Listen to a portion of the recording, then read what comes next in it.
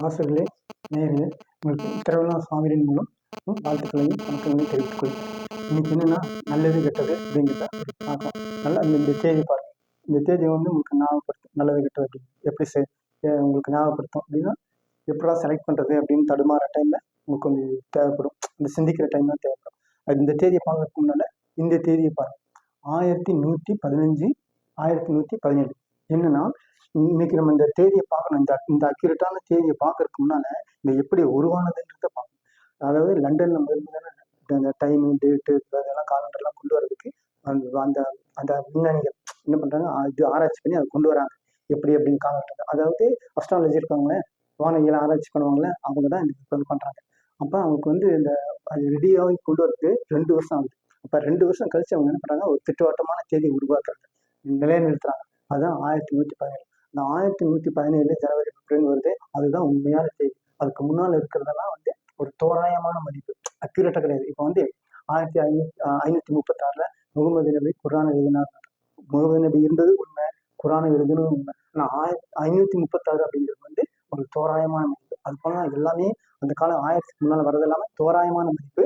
இந்த 1117 பின்னால் வர்றது 17 பின்னால் வர்றதுதான் உண்மையான தேதி. இந்த தேதியெல்லாம் வர்றதுனால என்ன ஆகுது அப்படின்னா, மக்கள் அந்த ரிலீஜியஸ்ல இருந்து விலக ஆரம்பிக்கிறாங்க. ஒரு எய்ம் அந்த தேதி நாள் அப்படிங்கிறது எய்ம். இந்த நாள் இந்த நாள் இங்க போகணும், அந்த நாள் பண்ணணும் அப்படிங்கிறது எய்ம். அப்படிங்கும்போது பிற்போக்குத்தனமான ஆட்டோமேட்டிக்கா அழியுது, குறைஞ்சிருது. அதனால முற்போக்குத்தனமான தீவிரங்களா இந்த தேதியிலிருந்து தான் முன்னுக்கு வருது. அந்த காலகட்டத்தில் தான் என்ன பண்றாரு, கிறிஸ்டபர் கொலம்பஸ் அமெரிக்காவை கண்டுபிடிக்கிறார். அதே மாதிரி சார்லஸ் டார்வின் பரிணாம வளர்ச்சி கொள்கையை விடுறாங்க. இன்னும் நிறைய விஞ்ஞானிகள் புது புது பொருளெல்லாம் அறிமுகப்படுத்துறாங்க. அதெல்லாம் போது இதுக்கு முன்னாடி என்னன்னா சர்ச்சில் தான் போகணும்.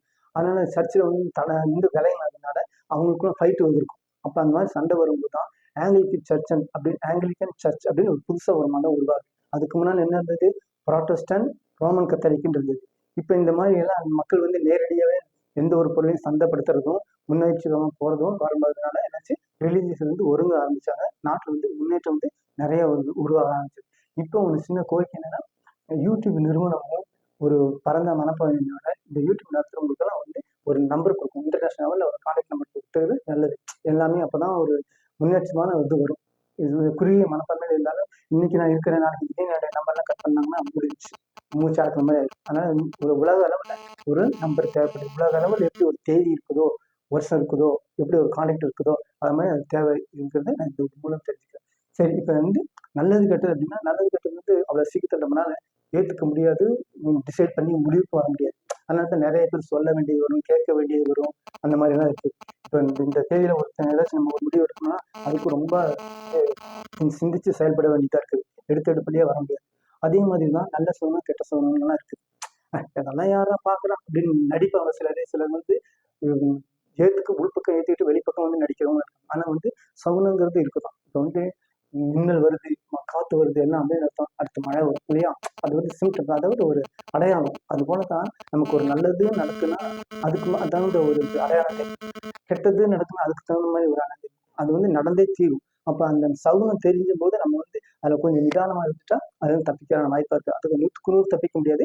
இப்ப இந்த தடையில தப்பிச்சு இன்னொன்னு அது மாட்டிக்கும். அந்த மாதிரி ஒரு தப்பிக்கிறதுக்கு வாய்ப்பு இருக்கு. சகுனத்துல இருந்து தப்பிக்கிறதுக்குலாம் வாய்ப்பு இருக்கு. பேட் ஓமன் அப்படிங்கிறாங்களே, அதுல இருந்து தப்பிக்கும். அதாவது நல்ல சகுனம் கெட்ட சகுனம், நல்லது கெட்டதெல்லாம் இருக்குத்தான் செய்யுது. அது இல்லைன்னு சொன்னா இதை எவனும் கவனிக்கவே மாட்டான். ரைட்டா, இவனுக்கெல்லாம் இதெல்லாம் என்ன தெரியும், சும்மா ஏதோ பேசிட்டு போறான் அப்படின்னு. அப்ப மக்களுடைய மனநிலையை நல்லா உன்னிப்பா கவனிச்சு சொல்லணும்னாக்க இந்த மாதிரியான நம்ம உடம்புல இருக்கிறதும் இந்த பூமியில இருக்கிறதோட அந்த காந்தம் இருக்குல்ல, அந்த எலக்ட்ரானிக், அதை எப்படி வேலை செய்யுது அப்படிங்கிறத தெரிஞ்சு வேண்டாம். முழுசா கனவு கண்டாலும் அடுத்த நாள் சொன்னாலும் அதே மாதிரி நடக்கும். என்னடா இப்படி சொல்றானே அப்படி. அதனால அந்த மாதிரிலாம் இருக்குது. நான் ஒருத்த மட்டும் இல்லை, நிறைய பேர் உங்களுக்கு அனுபவ பார்த்துட்டீங்க, அனுபவிச்சுக்கோங்க. எனவே நீங்களும் உங்க வாழ்க்கையில நல்லது கெட்டதுன்றத தீர்மானிச்சுக்கோங்க. நல்ல சகுனம் கெட்ட சகுனம்ன்றத முடிவு பண்ணி அதை செஞ்சுக்கோங்க. அதுக்கு இந்த தேதி காலம்லாம் இருக்குது, அதோட போய்க்கோங்க. அதுக்காக சாத்திரம் சடங்கு சம்பிரதாயம் வேதம் மதம் லொட்டொலிஸ் இருக்குதா, அதெல்லாம் போய் நீங்க அடிமையிடக்கூடாது. இதை நம்பாதவன் அங்க போய் நம்பி தன்னை இழந்தவன் நிறைய பேர் இருக்கான்.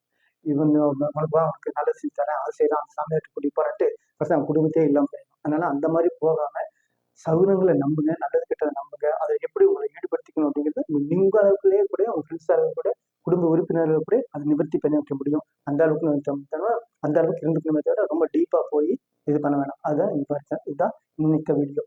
அடுத்தது வந்து ரேஷன் கார்டு யார் காலத்தில் கொண்டு வந்தாங்க, என்ன மாதிரி கொண்டு வந்தாங்க, அது எதில் பயன் இருந்தது எப்படின்னு பார்க்குறது. அதுக்கு ஆப்போசிட்டாக ஆதார் கார்டு இருந்தது. அதோடைய நோக்கம் என்ன, இவங்க ஏன் அப்படிலாம் கொண்டு வராங்க, பிற்காலத்தில் நம்ம நோக்கம் என்னவா இருக்கும் அப்படின்னு தெரிஞ்சுக்கலாம். இன்னொன்று, திராவிடத்தை பற்றி பேசினா சிலருக்கு கோபம் வருது. இன்னும் அது ஏன் அப்படின்னு கேட்டால், திராவிடங்கிறது வந்து இது கம்யூனலுக்கு வந்து எதிராக இருக்கும். தேசியம் அப்படின்னு வருவோம். தேசியம் அப்படிங்கிறது கம்யூனலுக்கு ஸ்லேவ், அவங்களுக்கு அடிமையாக போன மாதிரி இருக்கும். அந்த மாதிரி உணர்வுகள்லாம் இருக்குது. அதை பற்றி அடுத்த இதில் தெளிவாக தெரிஞ்சுக்கலாம். வாங்க